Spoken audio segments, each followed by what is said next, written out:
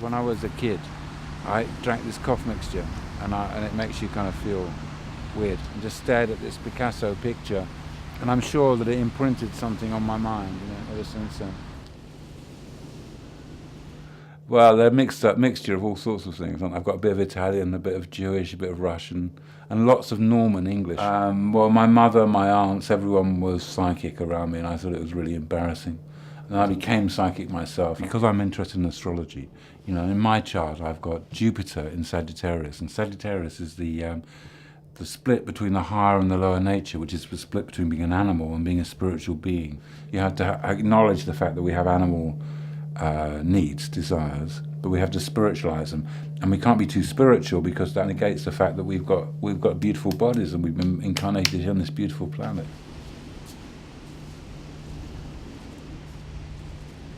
But I think I'm part of the age of Aquarius, not the age of Pisces. The age of Aquarius is more scientific. That's, according to Jung, is the rulership of the earth by the female principles. That's the salvation of the earth, is this nurturing quality of women. I believe every time we feel love, we're actually feeling God. And maybe that heart chakra sends out an energy which is coming from your animus or anima, and it will send out like a radar, a signal, and it will attract someone to you. Most people think of me as an astrologer as well as an artist, but I think of myself as a metaphysician. So I've done like loads and loads of firewalking, endlessly rebirth, magical ceremonies.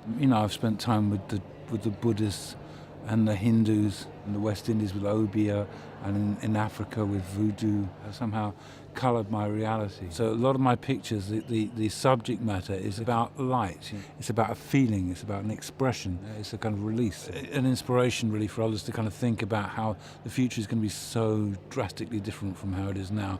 It's not going to be an economic change, it's not going to be a political change, it's going to be a consciousness change which is going to make all the difference. The DNA of my art, you know what I mean?